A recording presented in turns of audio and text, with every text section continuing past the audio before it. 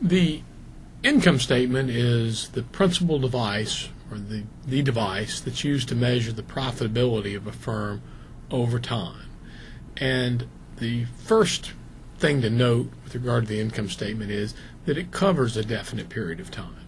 That period of time might be a year, as we see in annual reports, but it could also be for some other period. Typically, quarterly reports are developed by companies. Likewise, for internal purposes, monthly or even weekly income statements might be developed. The income statement is presented in a progressive fashion, beginning with sales and ending with what we refer to as the bottom line, which is net income. Let's look at what that progression looks like before we take a look at an actual income statement. We start off with sales. Sales is the top line in the income statement, and from sales we deduct the cost of goods sold. Now, cost of goods sold are the costs of either purchasing or manufacturing the products that we're selling.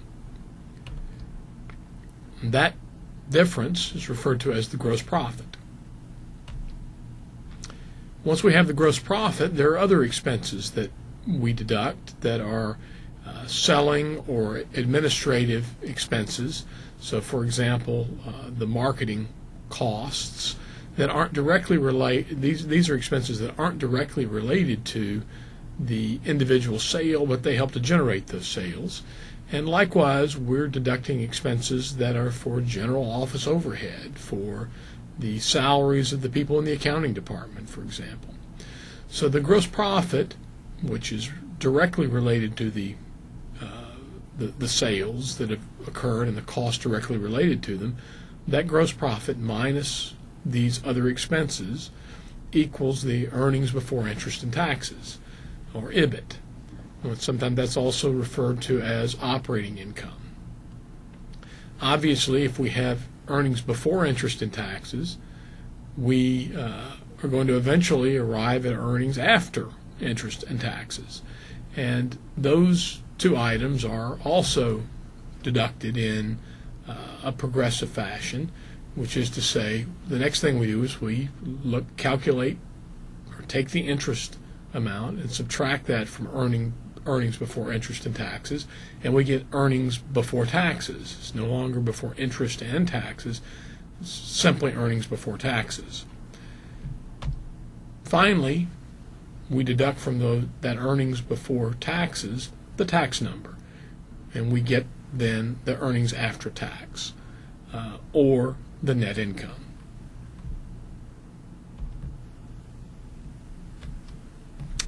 Let's take a look at an income statement.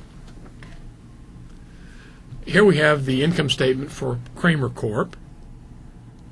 The sales of Kramer are $2 million, and the cost of goods sold is $1,500,000, which gives us our gross profit, that first item that we discussed earlier, a gross profit of $500,000, which we see right there. The selling administrative expenses are then deducted, and we're also deducting here depreciation expense. Now, depreciation expense is sometimes you'll find depreciation expense also included in cost of goods sold, depending upon what is being depreciated. So if we have machinery that's being used to produce the items that are sold, that depreciation may be some of that depreciation may be buried in the cost of goods sold. So depreciation expense shows up in multiple places, but here we have all this depreciation that's identified, $50,000, that is on line 5 here, that is going into operating profit. So our operating profit is our gross profit minus these other costs, including depreciation, and our operating profit in this case is $180,000. From that, which is our operating profits, our EBIT, earnings before interest and taxes, we first deduct our interest expense, so $20,000 paid in interest. Subsequently, we'll deduct the taxes, and we end up with earnings after tax of, in this case, $110,050. We now have some other, essentially that's the earnings of the firm. Now, for this firm, for Kramer Corporation, we have both preferred stockholders and common shareholders. We're going to deduct from our earnings the dividends that are paid to our preferred shareholders. Most companies don't have preferred shareholders. They have bank debt and bonds, so there are these outside parties providing financing that are paid. We've already talked about interest, which is being paid to perhaps our bank, perhaps bondholders. This preferred stock really has a characteristic like debt in that it has to be paid, but it's being paid to preferred shareholders. We're going to deduct that at this point. And that leaves us with earnings that are available to common shareholders of $100,000. And that's the earnings for the whole company available to the shareholders. Now, we have a lot of shareholders, presumably. At a minimum, we have a number of different shares. And in this case, the shares that are outstanding are 100,000, which means that our earnings per share are the earnings of 100,000 divided by 100,000 shares. Our earnings per share are $1. So if you owned one share of common stock, your proportional ownership would entitle you to $1 worth of the firm's earnings.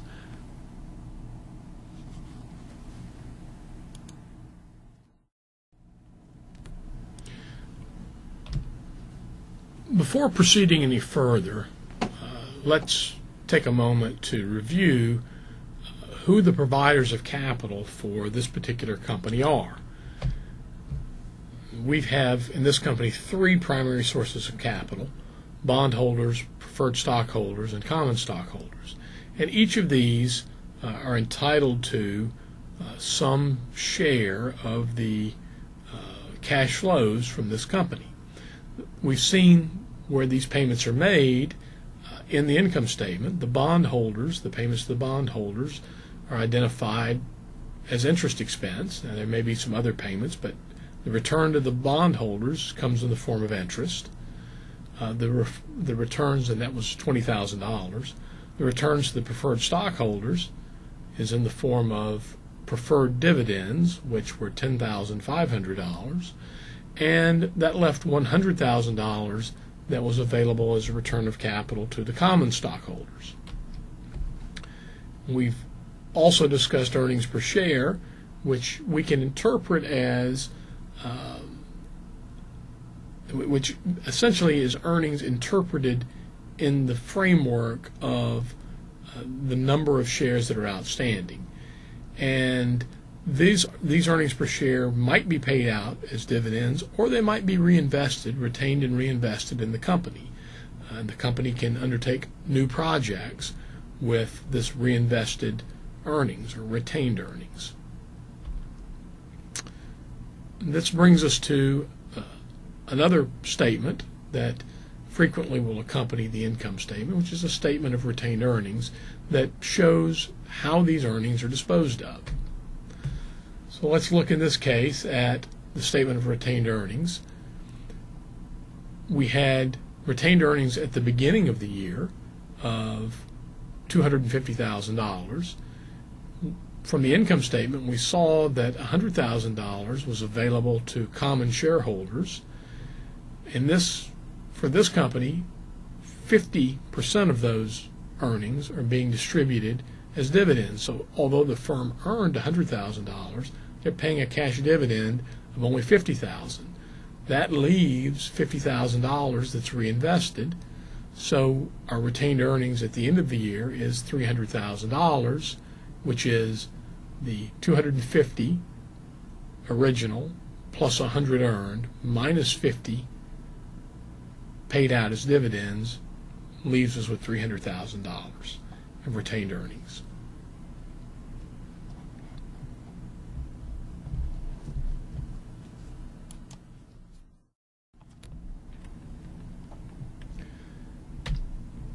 A concept that we're going to utilize repeatedly in this course is the price-earnings ratio.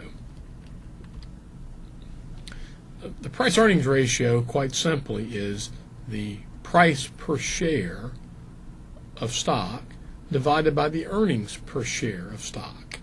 Now, the earnings per share, we just calculated. It was at the bottom of the income statement. The price is going to be whatever price is prevailing in the marketplace at any point in time. If you take the earnings of a firm and multiply by its price earnings ratio, you will get the price of the stock. So it's a multiplier that's applied to earnings per share to determine the current value of common stock. Now, the price-earnings ratio is going to differ from firm to firm, and there are a lot of different factors that impact what the price-earnings ratio is going to be. First of all, obviously there are two pieces: the price, the current market value of a firm, and the earnings. The earnings is based on historical information from the income statement.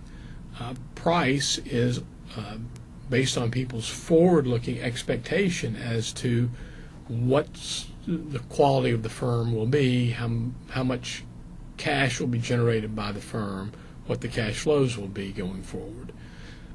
So we're really, with the price-earnings ratio, mixing a forward-looking guess as to market value with a backward-looking determination of what earnings were. Price-earnings ratios differ from firm to firm. They differ for a lot of reasons. Some of them are presented here in the slide. Earnings and sales for some firms are growing at a much higher rate than for others. When earnings and sales are growing rapidly, the price tends to reflect that, and the price-earnings ratio is going to be higher. Some firms are riskier than others. If a firm is very risky, it will typically trade for a lower price. People aren't willing to pay as much for a risky asset, so a price-earnings ratio may very well be lower. The debt and equity structure of a firm impact the price-earnings ratio. More debt creates more risk for a company. Likewise, some companies are paying out much of their earnings as dividends. A firm that pays out a great deal of dividends can't retain those earnings, and therefore they're not able to reinvest it to grow as quickly. Firms that pay big dividends tend to be slower growing firms. They're going to have lower price-earnings ratios. And another factor, the quality of management. If management is perceived to be of high quality, the expectation is they'll get the most out of the company, and the price will reflect that, and the price-earnings ratio will be higher.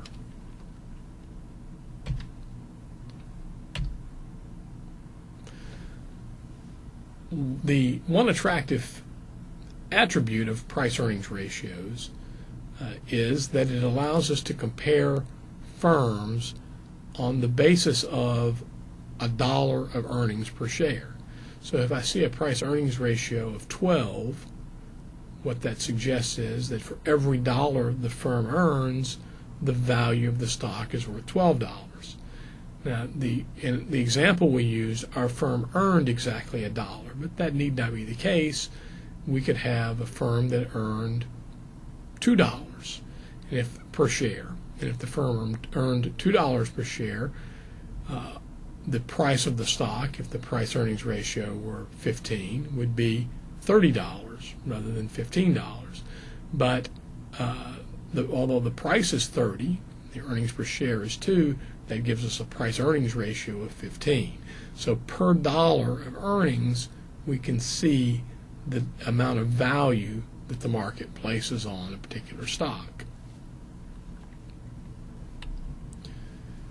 Here we have a presentation of the price earnings ratios for a number of different companies in a number of different industries. And we see this over almost 2 decades. One of the things that should be obvious is not only do price earnings ratios differ across companies at any given point in time, but so on January 2nd, 2001, we have price earnings ratios that range from 91 to 6. But likewise, across time, the same firm will have a price earnings ratio that changes. So if we look here at Intel, we see that in 1990 it had a price earnings ratio of 12. In the late 2000s decade, it has a price earnings ratio that's in the 20s.